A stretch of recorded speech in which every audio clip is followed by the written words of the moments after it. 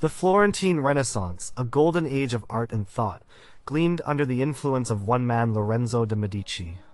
He was known as the Magnificent, a poet, a patron, a statesman.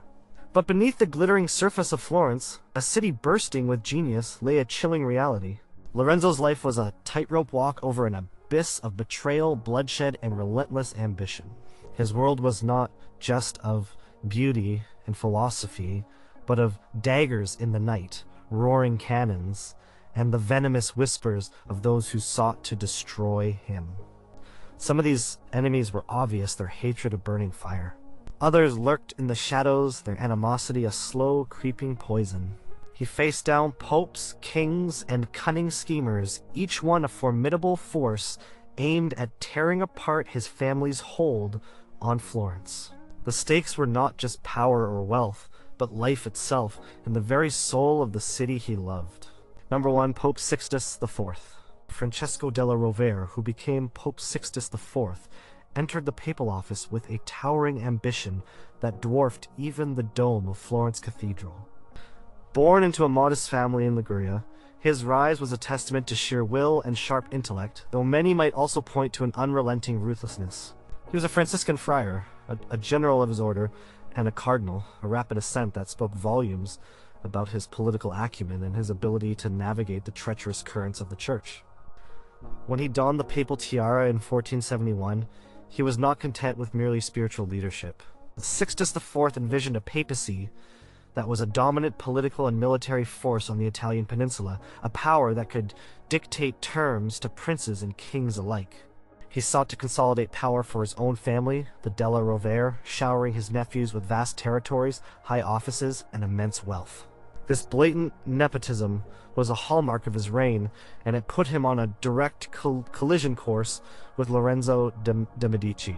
Lorenzo, with his firm grip on Florence, represented a different kind of power. He was a banker, a merchant, a statesman who wielded influence through subtle diplomacy, financial might, and the fierce loyalty of his citizens. He was a champion of the Florentine Republic, a city-state that prized its independence and its unique blend of commerce and culture. The Pope, a man of raw, unapologetic power, saw Lorenzo as an impediment to his grand design. Florence, strategically located and immensely wealthy, was a key piece on the chessboard of Italy. Sixtus IV wanted to control it, either directly or through a puppet regime, and Lorenzo stood directly in his path. The seeds of their conflict were sown in a struggle over Imola, a small but strategically vital town in the Romagna region. Imola was technically under papal suzerainty, but it sat uncomfortably close to Florentine interests and was a coveted prize for any regional power. Sixtus IV sought to acquire Imola for his nephew Girolamo Riario, a man whose ambition was as boundless as the Pope's own. He needed funds for this acquisition, and he naturally turned to the leading bankers of Italy. The Medici Bank had long served as the papal treasury, managing the vast revenues of the church. This relationship had been a cornerstone of Medici power and prestige for decades. However, when Sixtus IV requested a loan from Lorenzo for the purchase of Imola, Lorenzo flatly refused. He recognized the Pope's true intentions to establish a Della Rovere foothold dangerously close to Florentine borders. This refusal was a direct challenge to the Pope's authority, a public snub that infuriated the pontiff beyond measure. Sixtus IV immediately withdrew the papal accounts from the Medici Bank, a devastating blow to their financial standing and a clear signal of his displeasure. He transferred the accounts to the Pazzi Bank, a rival Florentine family who had long resented the Medici dominance. This act alone ignited a simmering feud that would soon erupt into open warfare. The Pope's acquisition of Imola for Girolamo Riario went ahead, financed by the Pazzi, further escalating the tension. Girolamo, now Lord of Imola, became a permanent thorn in Florence's side and an eager participant in the Pope's schemes against Lorenzo. Sixtus IV then took further steps to undermine Medici influence. He sought to appoint Francesco Salviati as Archbishop of Pisa, a city within the Florentine sphere of influence. Salviati was known for his anti-Medici sentiments, a man loyal to the Pope's agenda and, importantly, connected to the Pazzi family by marriage. Lorenzo, understanding the political implications of such an appointment, resisted. He denied Salviati entry into Pisa for over a year, infuriating the Pope even more. This defiance was perceived as an attack on papal authority, a direct challenge to the very spiritual head of Christendom. Sixtus IV responded by placing Florence under an interdict, a severe ecclesiastical punishment that effectively cut off the city from most religious services. Churches were closed, sacraments were denied, and the people of Florence were plunged into a state of spiritual limbo. This was a grave maneuver designed to turn the populace against Lorenzo, to make them believe that his actions were inviting divine wrath. The Pope's animosity culminated in the Pazzi conspiracy of 1478, a plot to assassinate Lorenzo and his brother Giuliano during Mass in Florence Cathedral. Sixtus IV did not explicitly order the murders, but he sanctioned the conspiracy, knowing full well that removing the Medici from power would inevitably involve bloodshed. His participation was cloaked in a desire to change the government of Florence, but his intentions were clear. He provided funds, spiritual absolution for the conspirators, and promised military support. Archbishop Salviati, the man Lorenzo had tried to keep out of Pisa, was a central figure in the plot, tasked with seizing the Florentine Palazzo della Signoria. When the conspiracy unfolded on Easter Sunday, April 26, 1478, it was a moment of shocking brutality. Giuliano de' Medici was murdered inside the Duomo, stabbed repeatedly by assassins. Lorenzo, though wounded, managed to escape the church and survive. The swift and brutal Florentine reprisal against the conspirators, including the public hanging of Archbishop Salviati from the windows of the Palazzo della Signoria, further enraged the Pope. He declared open war on Florence, forming an alliance with Ferdinand I of Naples and other minor Italian states. The Pazzi War, as it became known, lasted for 2 years, plunging Florence into a desperate struggle for survival. Sixtus IV relentlessly pursued the war, pouring papal resources into the conflict, driven by a personal vendetta against Lorenzo. His forces, led by his nephew Girolamo Riario and the formidable condottiero Federico da Montefeltro, Duke of Urbino, devastated Florentine territory. The papal army laid siege to towns, burned crops, and inflicted heavy casualties. Florence faced a dire situation, economically crippled and militarily outmatched. Lorenzo, facing isolation and the overwhelming might of the Pope's alliance, made a bold and desperate move. He secretly traveled to Naples, putting his life at immense risk by placing himself in the hands of his enemy, King Ferdinand I, a man known for his treachery and cruelty. This audacious diplomatic gamble, undertaken without the Pope's knowledge or approval, ultimately broke the alliance against Florence. Ferdinand, impressed by Lorenzo's courage and convinced of the strategic advantage of peace, agreed to a separate treaty. The Pope, however, remained intransigent. He was furious at Ferdinand's defection and continued the war against Florence, though with diminished strength.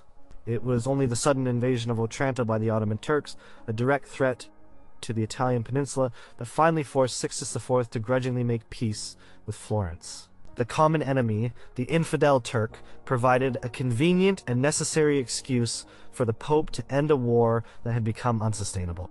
Even then, Sixtus IV continued to harbor a deep personal resentment towards Lorenzo de' Medici. He never truly forgave Lorenzo for defying him, for surviving his plots, and for ultimately outmaneuvering him. His final years were marked by continued attempts to expand papal territory and influence, often through aggressive military means, forever shaping the political landscape of Italy and leaving a lasting legacy of relentless ambition and unyielding hostility towards anyone who challenged his vision of papal power. Number 2, the Pazzi family. The Pazzi were one of Florence's oldest and wealthiest families, a lineage that traced its origins back to the Crusades. Their name, linked to the traditional Easter fire ceremony of the Scoppio del Carro, was woven into the very fabric of Florentine history and tradition. They were grandees of the banking world, rivals to the Medici, and held significant influence in both commerce and politics. For generations, the Medici and Pazzi had coexisted, sometimes cooperatively, sometimes with a quiet, simmering rivalry. But As the Medici consolidated their power, particularly under Cosimo the Elder and then Lorenzo the Pazzi, found their own influence dwindling. They watched with growing resentment as the Medici became the de facto rulers of Florence, controlling key political offices, dominating the guilds, and essentially running the city as their own private domain. The Pazzi felt marginalized, their ancient family pride wounded by the ascendancy of what they considered a newer, less noble merchant family. Jacopo de Pazzi, the patriarch of the family, was a man of immense wealth and sharp intelligence, but also of a volatile temper and an unyielding pride. He longed for the days when the Pazzi could contend for true power in Florence, unencumbered by Medici dominance. His nephew, Francesco de Pazzi, was arguably the most zealous and aggressive of the conspirators. Francesco lived largely in Rome, managing the Pazzi Bank's Roman branch, and it was there that he forged a close relationship with Pope Sixtus IV and his ambitious nephew, Girolamo Riario. The Pope, seeking to undermine Lorenzo, recognized the Pazzi as willing and eager allies in his scheme. The Pazzi family had long harbored a deep-seated grievance against the Medici, stemming from various perceived slights and real political exclusions. Lorenzo had, for example, taken away some of their civic privileges, restricted their access to certain lucrative offices, and subtly yet effectively curtailed their influence. These actions, designed to cement Medici control, fueled the Pazzi's festering resentment. The direct trigger for the Pazzi's open hostility and their active involvement in the conspiracy came when Pope Sixtus IV, enraged by Lorenzo's refusal to grant him a loan for Imola, withdrew the papal accounts from the Medici Bank. This massive financial plum, arguably the most prestigious banking account in Europe, was immediately transferred to the Pazzi Bank. This was not just a business transaction, it was a powerful endorsement, a clear signal from the Supreme Pontiff that he favored the Pazzi over the Medici. For the Pazzi, this was an unparalleled opportunity, a chance to eclipse their rivals, backed by the immense power of the Church. Emboldened by this papal favor, and egged on by the Pope's nephew Girolamo Riario, the Pazzi began to actively plot the overthrow of the Medici regime. They convinced themselves that the Florentine people would rise up to support them once the Medici brothers were removed, believing that the populace secretly chafed under Medici rule. The conspiracy took shape with terrifying precision and secrecy. The Pazzi, along with Archbishop Francesco Salviati, Girolamo Riario, and other disaffected Florentines, planned to assassinate both Lorenzo and his younger, more popular brother Giuliano de' Medici. The brothers often appeared together in public, making a simultaneous strike challenging but seemingly necessary to ensure the complete collapse of Medici power. Initially, the conspirators considered poisoning the brothers at a banquet, but Giuliano fell ill and did not attend. The assassination plan was then shifted to a more public and shocking venue, Florence Cathedral, during Easter Sunday Mass on April 26, 1478. The logic behind this choice was chillingly pragmatic. Everyone, including the Medici, would be present, unarmed, and off guard during the holiest moment of the service, the elevation of the host. Two priests, Giovanni Battista da Montesecco and Stefano da Bagnone, were initially tasked with the murders. Montesecco, however, recoiled at the sacrilege of shedding blood in a holy place during such a solemn moment.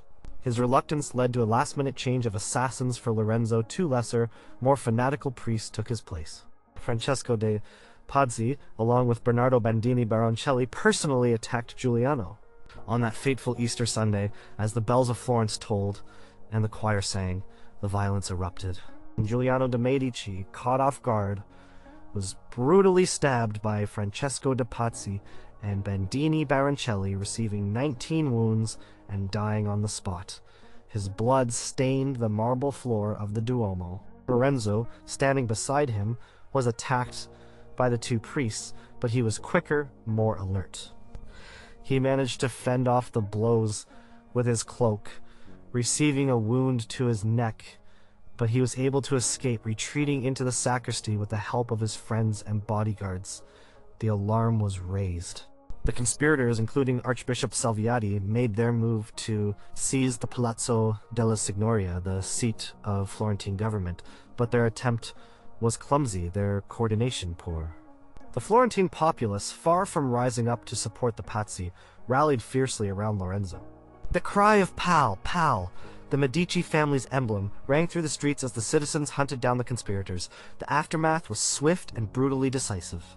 Jacopo de Pazzi, who had ridden through the streets shouting for liberty and encouraging revolt, found no popular support and fled. Francesco de Pazzi, wounded and in agony, was dragged from his bed and summarily hanged from the windows of the Palazzo della Signoria, still clutching his dagger. Archbishop Salviati, still in his robes, met the same fate. Jacopo de Pazzi was later captured and, despite his age, was also hanged. His body, initially buried in Santa Croce, was later dug up by an enraged mob, dragged through the streets, and thrown into the Arno River.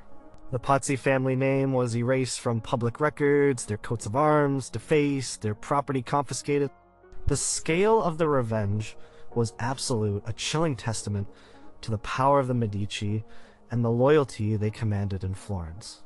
The Pazzi family, once a pillar of the Florentine elite, was utterly destroyed, their ambition leading directly to their complete annihilation, a stark warning to any who dared to challenge Lorenzo the Magnificent. Number 3. Ferdinand I of Naples. Ferdinand I, King of Naples, was a figure of formidable power and chilling reputation in 15th century Italy. Known to history as Ferrante, his rule was marked by a relentless pursuit of centralized power and a terrifying capacity for cruelty. He was an illegitimate son of King Alfonso V of Aragon, who had conquered Naples, and Ferrante inherited his father's ambition and military prowess. His face, often described as cold and impassive, belied a cunning and ruthless mind. Unlike the more subtle diplomacy of the Medici, Ferrante ruled with an iron fist, brutally suppressing rebellious barons and consolidating his kingdom with an unyielding will. He employed secret police, summary executions, and torture chambers to maintain control. Tales of his ruthlessness, including his alleged practice of preserving the embalmed bodies of his enemies in a private museum, circulated widely, inspiring both fear and grudging respect across the peninsula. Naples, a powerful kingdom in the south of Italy, was a critical player in the delicate balance of power that Lorenzo de' Medici tirelessly worked to maintain. Florence, as a wealthy mercantile republic, relied on stability to thrive, and the expansionist ambitions of a strong southern kingdom could easily upset that balance. Ferrante, like Pope Sixtus IV, harbored ambitions to expand his influence northward. He saw Florence as a rich prize, and Lorenzo as a key obstacle to his plans. The Pazzi conspiracy and the ensuing Pazzi War provided Ferrante with a golden opportunity to act on these ambitions. Pope Sixtus IV, furious at Lorenzo's survival and the brutal Florentine reprisal against the conspirators, immediately sought a powerful military ally for his war against Florence. Ferrante, seeing the chance to weaken Florence and potentially gain territory, readily agreed to join the Papal alliance. He committed his formidable army, led by the highly skilled condottiero Federico de Montefeltro, Duke of Urbino, to the cause of crushing Lorenzo de' Medici. The Neapolitan army, combined with papal forces, descended upon Florentine territory. They ravaged the countryside, laid siege to towns like Col di Valdelsa, and inflicted heavy losses on Florentine forces. Ferrante's involvement escalated the Pazzi War from a local Florentine affair into a major Italian conflict, threatening the very existence of the Florentine Republic. Lorenzo found himself in an increasingly desperate situation. Florence was financially drained, militarily outmatched, and politically isolated. The Pope's interdict had alienated some of Florence's traditional allies. The war dragged on, inflicting immense suffering on the Florentine populace and threatening to collapse Lorenzo's government. The very existence of Florence as an independent state, seemed in peril, constantly harried by Ferrante's armies. In a move that stunned all of Italy, a testament to his audacity and desperate courage, Lorenzo decided to undertake a journey that many considered suicidal.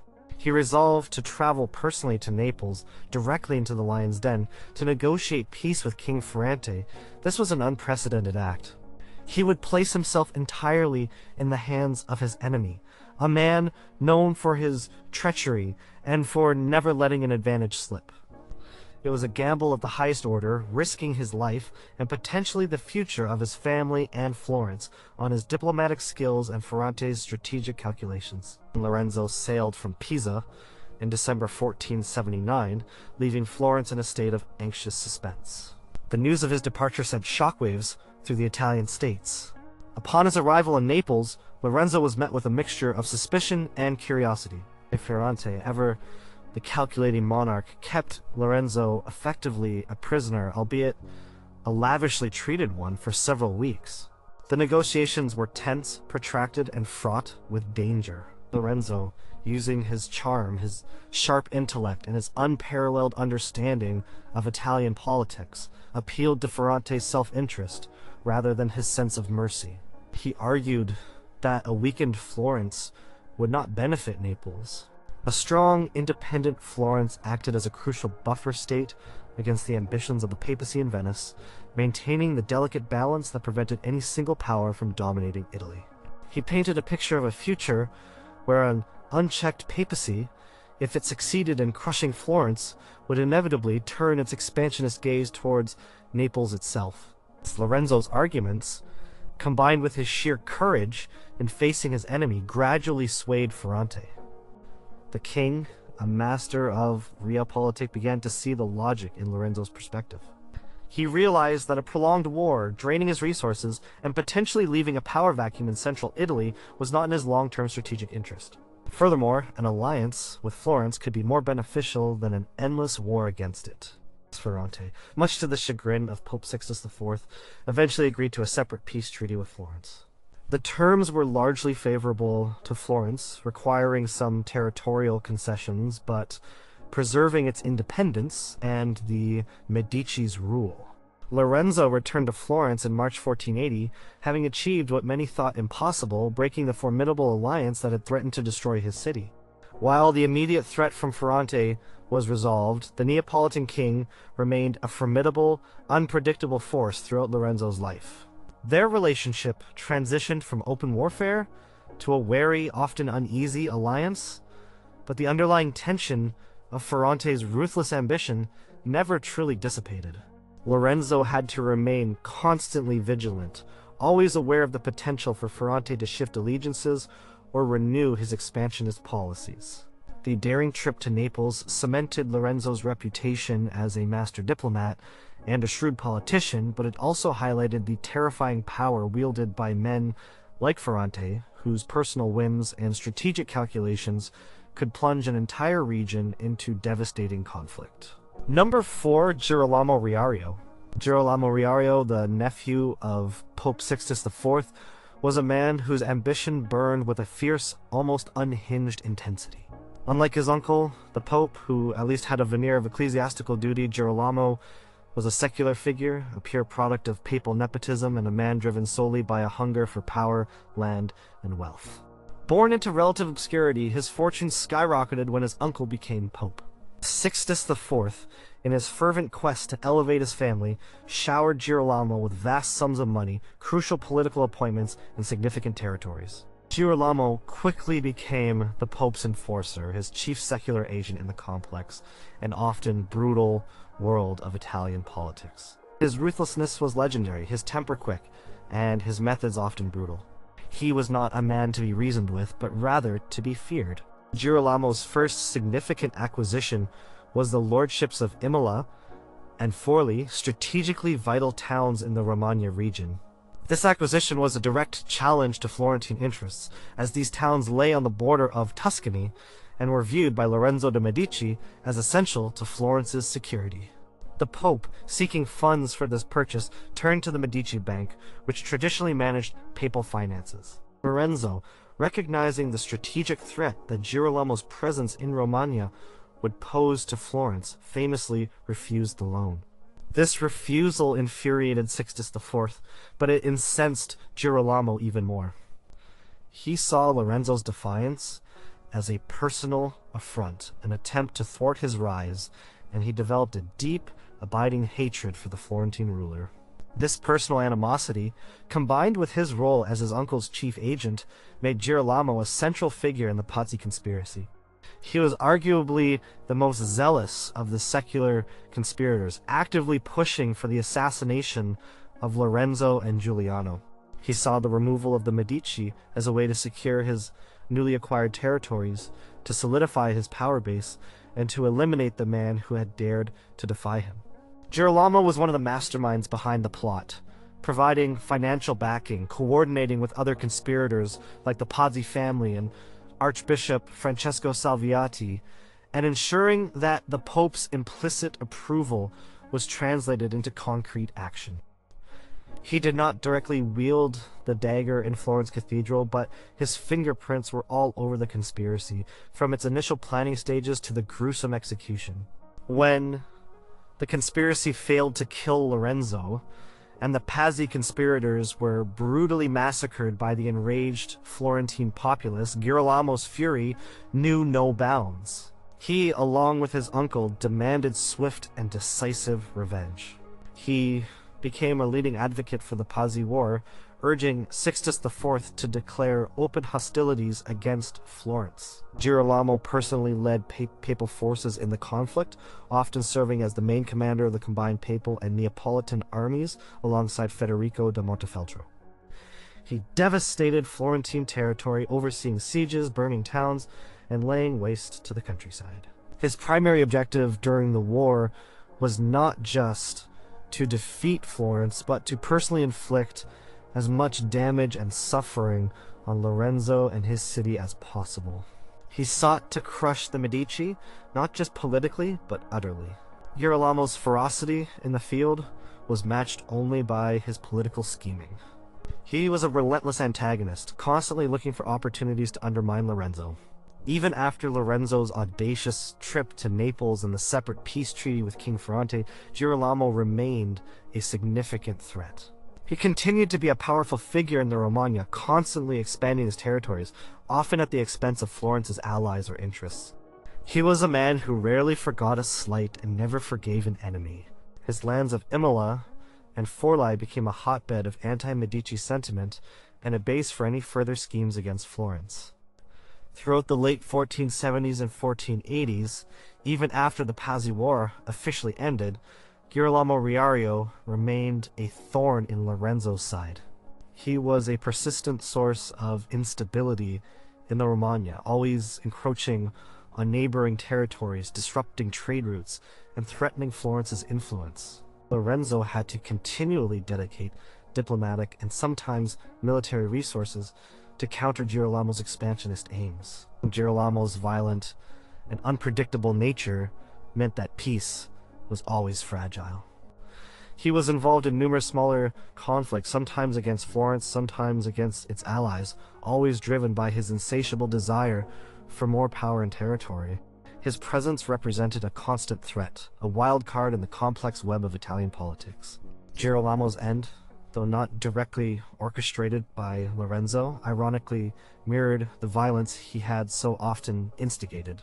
His tyrannical rule in Forli eventually led to widespread resentment among his own subjects. In 1488, 10 years after the Pazzi conspiracy, he was brutally assassinated in his own palace by members of a local family, the Orsi, who had suffered under his oppressive rule. His death, a consequence of his own aggressive nature, removed a formidable and unyielding enemy from Lorenzo's path, allowing for a period of greater peace and stability in the Romagna region. Girolamo Riario's career stands as a stark example of the dangers posed by ambitious, ruthless, and highly connected individuals in the fragmented world of Renaissance Italy, a direct and persistent threat to Lorenzo de' Medici's life and to the stability of Florence. Number 5. Federico da Montefeltro, Duke of Urbino. Federico da Montefeltro, Duke of Urbino, was a man of extraordinary contradictions and immense influence in 15th century Italy. He was a renowned condottiero, a mercenary captain of exceptional skill and military genius, whose services were highly sought after by the various Italian states. His military campaigns were marked by strategic brilliance, tactical innovation, and a reputation for honor and fairness, unusual in a profession often synonymous with betrayal and plunder. Yet Federico was also a cultivated humanist, a patron of the arts and sciences, who transformed his remote court in Urbino into a center of Renaissance learning and beauty. His palace was a treasure trove of books, paintings, and learned men. He was famous for his distinctive profile, with a broken nose and a missing eye, the result of a jousting accident, which he never bothered to conceal, instead embracing it as a mark of his warrior life. Despite his scholarly pursuits and his reputation for integrity, Federico was a professional soldier. His loyalty was tied to the contracts he signed, and his formidable military machine was at the disposal of the highest bidder or the most compelling strategic alliance. This placed him, at times, in direct opposition to Lorenzo de' Medici in Florence. Their relationship was not one of personal hatred like that between Lorenzo and Pope Sixtus IV or the Pazzi. Instead, it was a professional antagonism, a clash of strategic interests driven by the political realities of the Italian peninsula. Lorenzo, a master of diplomacy and a fervent believer in the balance of power, understood the importance of condottieri like Federico. He often sought to hire them, or at least neutralize their potential threat. The most significant period of Federico's direct opposition to Lorenzo came during the Pazzi War, which erupted after the failed assassination attempt on Lorenzo and Giuliano in 1478. When Pope Sixtus IV and King Ferdinand I of Naples formed a powerful alliance against Florence, they turned to Federico da Montefeltro to lead their combined armies. Federico, having signed a lucrative contract and seeing the strategic advantages of aligning with the Pope and Naples, accepted the commission.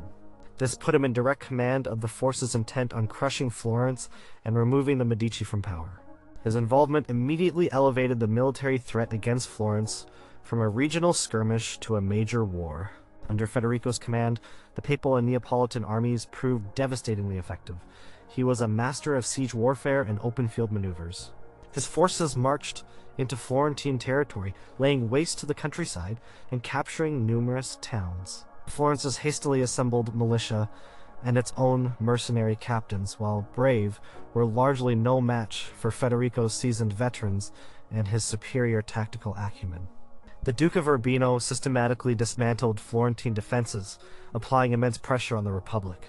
His military skill was evident in the rapid successes of the Allied forces, which left Florence vulnerable and exposed. Towns like Cole, di Valdelsa, a key strategic point, fell under his relentless sieges, causing severe hardship and panic within Florence. The campaigns led by Federico were a constant source of anxiety and desperation for Lorenzo.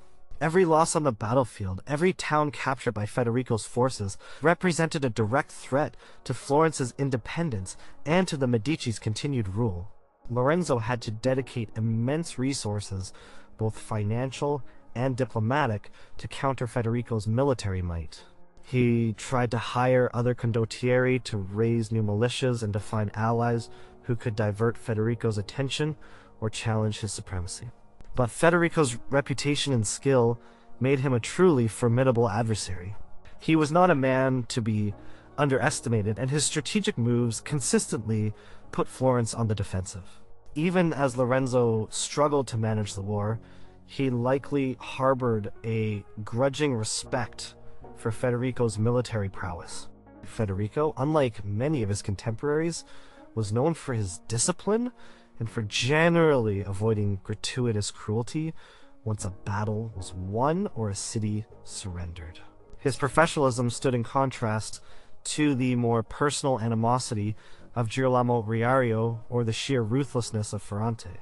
Nevertheless, his actions as the commander of the enemy forces were devastating for Florence. The war dragged on for 2 years, largely due to the effectiveness of Federico's leadership, pushing Florence to the brink of collapse. The end of the Pazzi War, brought about by Lorenzo's daring diplomatic mission to Naples and the subsequent Ottoman invasion of Otranto, shifted the political landscape. Federico, as a mercenary captain, adapted to the new realities. His services were then sought by other powers, and he even occasionally found himself on the same side as Florence in subsequent minor conflicts, as the alliances in Italy shifted and reshaped.